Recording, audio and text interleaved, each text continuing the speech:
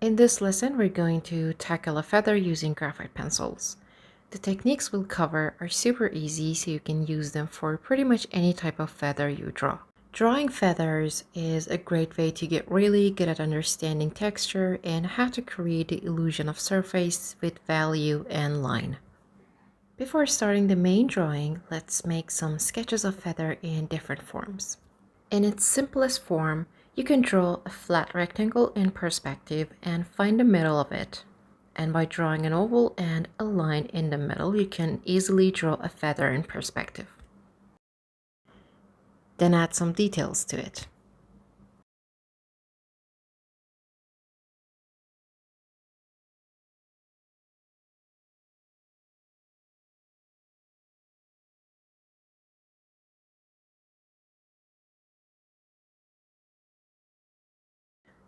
Let's make it more challenging this time. Feather has a soft and delicate texture that can easily shape into different forms or have a special flow. So this time, instead of drawing a straight rectangle, let's twist our rectangle a bit and make it slightly curved. It looks like a strip or a ribbon or a piece of thin paper that has taken on a slightly curved or tubular shape. So draw two curved lines parallel to one another to form the main body of the feather. And then consider the part of the feather that is twisted and placed in a different direction as a separate plane, and draw a separate rectangle for it in the proper perspective direction. You can connect the ends of two rectangular planes. Don't forget to add the metal shaft to your sketch, and finally add details to it. Using this method, I can draw different feathers in different directions and perspective and forms.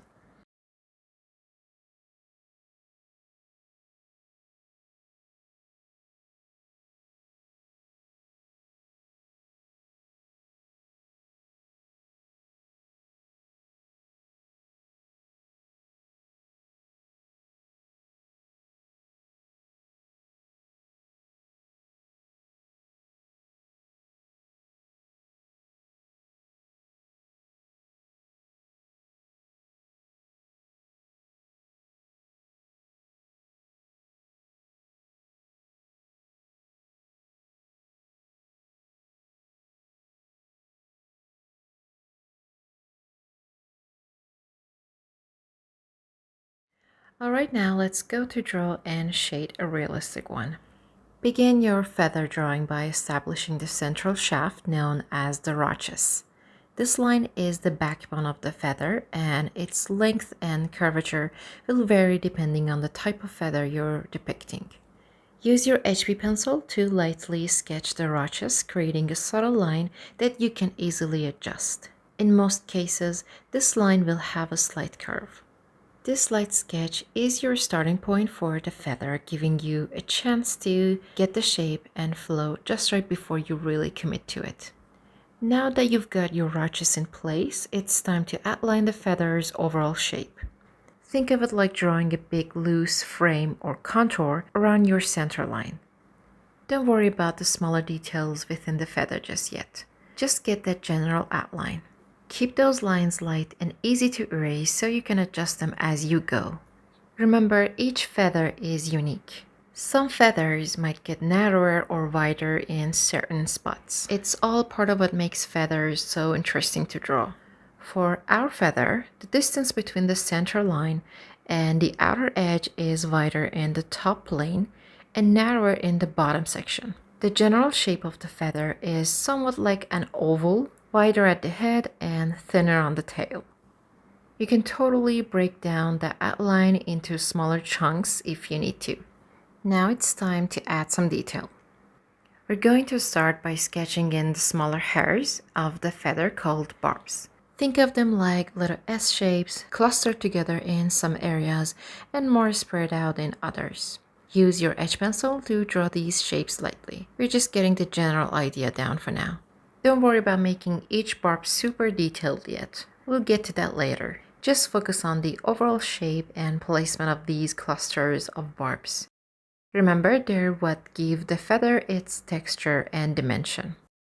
Okay, now we're going to start adding depth and texture to those feather sections. Use your edge pencil and add a consistent base layer of graphite all over the feather except for the middle shaft. The pencils you need in this drawing is a light one like an H or HB, a medium one like a B or 2B, and a dark one like 4B or 6B. You might want to play around with different pencil grades until you find your favorites. We're going for smooth transitions of value, so look for something like Bristol paper, which has a nice even surface. Blending stumps or tissue. They're much better than using your fingers because they give you way more control and don't leave any greasy marks. Use tissues for larger areas and blending stumps for smaller spots. You can grab a real feather or a reference photo and just observe. Pay attention to the shapes, the way the light hits it, the texture of those barbs. It's all the information you need to bring your feather to life on paper.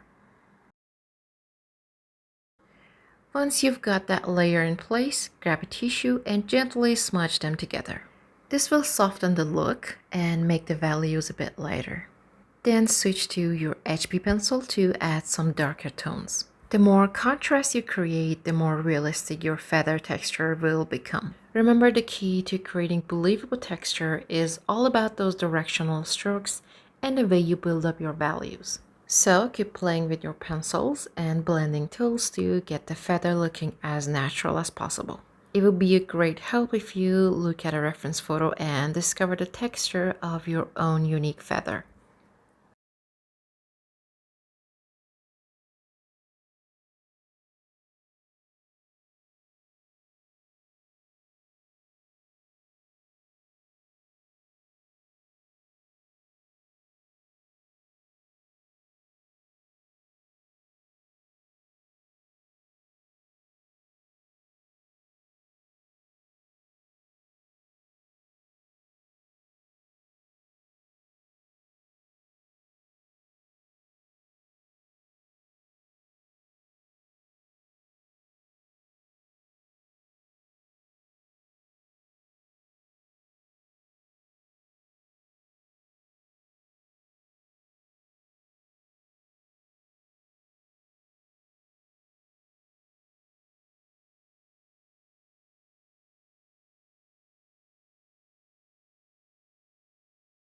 We're going to work our way down from the tip, making sure to create a lighter value closer to the base of the feather. This means we'll use less pressure and less graphite as we go, since we have a bunch of fluffy soft feathers in the base. Think about the texture too. The top of the feather is usually made up of stiffer barbs while the bottom is softer and whisper. To show this, we'll use a light HB pencil to draw very subtle shadows around those bottom barbs and then blend them gently. The white of the paper will do the rest of the work to make those lower barbs look super light and airy. It's all about using those subtle contrasts to make your feather look as realistic as possible.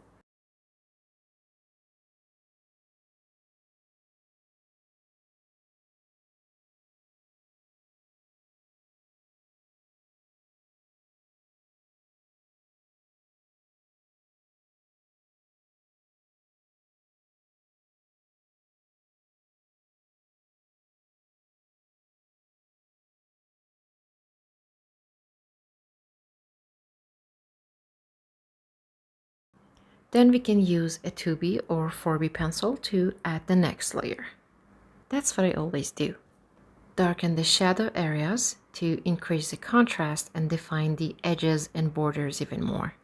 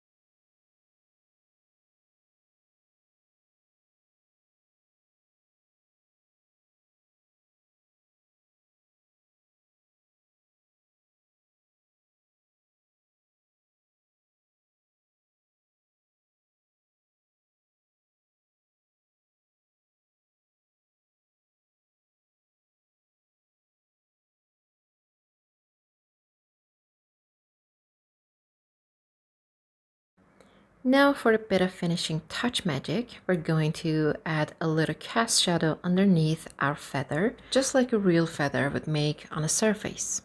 So grab your edge pencil. It's great for creating those smooth transitions between light and dark. Since our light source is coming from top right, the shadow will be most pronounced behind the feather on the left side. Think of it as a subtle faded shadow that gets darker as it gets closer to the feather.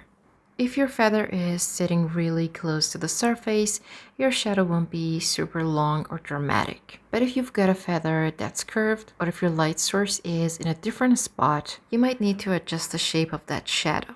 Keep an eye on your own feather and how the shadow interacts with the surface. Okay, I'm almost done. Let's give that central shaft some extra detail. Use your HB pencil and then your 4B pencil to add a bit more darkness to the shadow along the top of the rachis. This will make it pop out and give the whole feather a sense of three-dimensionality.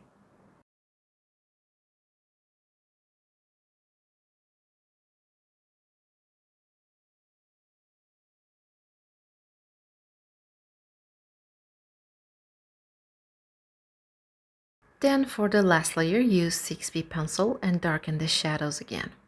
Don't press too hard because with a 6B pencil you can easily end up with a shiny graphite effect on the paper.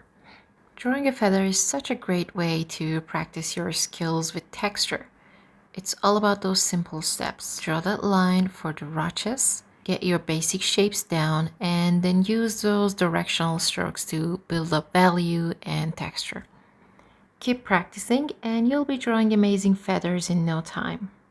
I hope this tutorial helps you draw better. If you have any question, please let me know in the comments below. Thank you so much for watching and I'll see you guys for the next video.